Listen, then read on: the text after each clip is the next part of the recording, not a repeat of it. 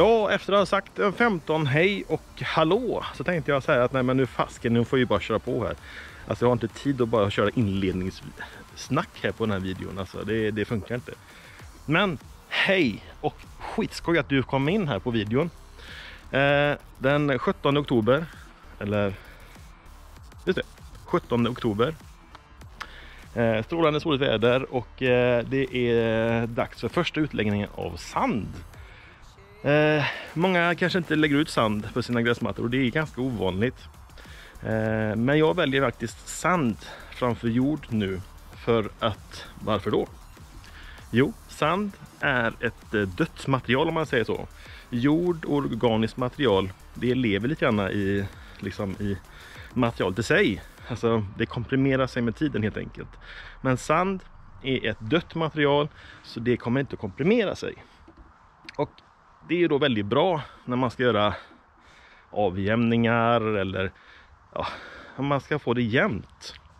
Det har också en väldigt bra egenskap att det dränerar jorden. Så att, och få en lite bättre och torrare jordstruktur. Så jag tänkte, nu är det dags att köra sanddressning. Och vilken sand ska man då använda alltså? Ja, du ska använda en sand som inte har för mycket noll i sig. Alltså den ska egentligen vara lite grovkornig. Och jag har sökt hela där jag bor överallt på en bra sand. Och har äntligen hittat den. Den här är lite blöt nu så den bakar sig. Men när den är torr så gör den inte det. Och den har väldigt stora korn i sig. Sandkorn.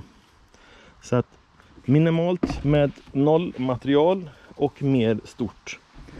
Risken är om man har för mycket noll material i en sand, det är ju det att det kan ju bilda alltså ett hämnande lager. Det kan nästan bli som cement. Ja, inte riktigt cement, men du förstår vad jag menar. Det blir ett tjockt lager som vattnet och näringsämnen och även rötter har svårt att penetrera. Så därför är det viktigt att man verkligen har koll på vilken sand man lägger ut. Igår var det ju en väldigt blåsig dag och det funkar inte att filma helt enkelt. Men jag var ändå ute och började med att lägga ut sand på de här schakterna som är här. Och det är de här spridarna som jag har lagt ner tidigare, lägger efter ner. Och det är viktigt att man inte gräver ner, alltså täcker gräset för mycket, utan det får ju sticka upp här mellan sanden. Så det är jätteviktigt att grässtråna kommer upp igen.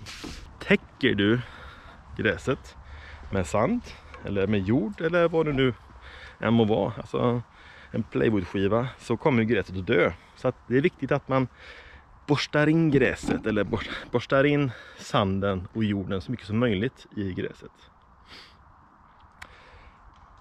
Jag tänkte inte göra någon jättepåfyllnad av sand, utan bara en lätt touch på sand på ytan. Man får börja någonstans och tänkte att vi ska köra en lätt touch.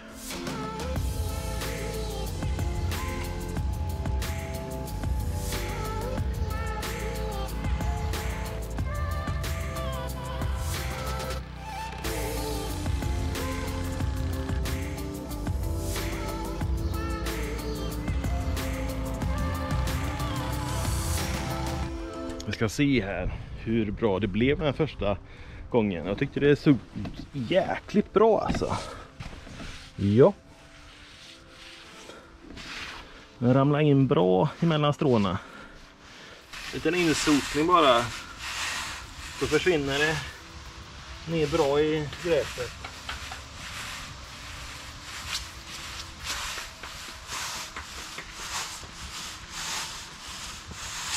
Kolla här.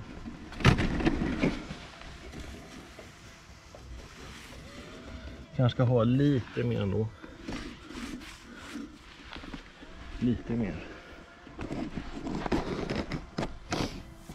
Ja, det gäller ju bara att ösa på lite mer sand i bingen. Sprida. Och sen mer sand i bingen och sprida. Och sen mer sand i sprida och sen mer sand och mer sand.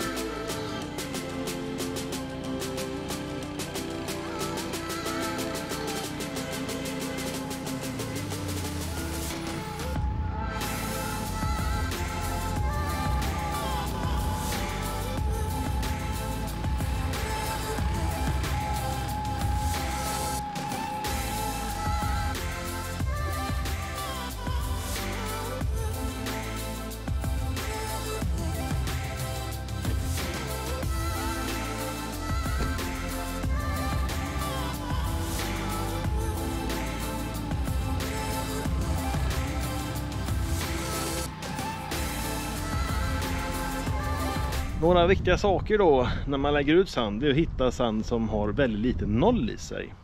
Och det betyder det att man inte blir smutsig om handen när man gör så här. Då ska man inte bli brun. En annan viktig sak det är att man inte lägger ut för tjockt lager sand på jorden eller på gräset. Då kan man ju kväva gräset.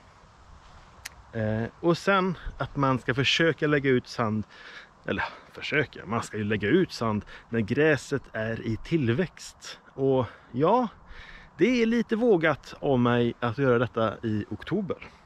Men jag ser ändå att det är lite tillväxt i gräset så att det borde funka. Det borde inte vara några problem. Och med tanke på hur litet lager, eller hur tunt lager som jag lägger ut.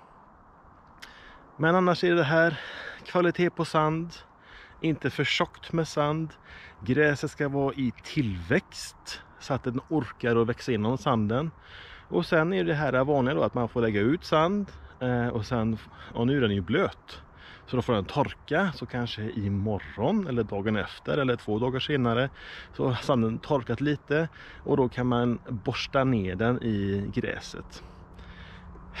Eller så får man vänta lite grann så kanske regn och vind och rusk gör så att det kommer ner. Men att föredra är att använda en borste och borsta ner det så gott det går.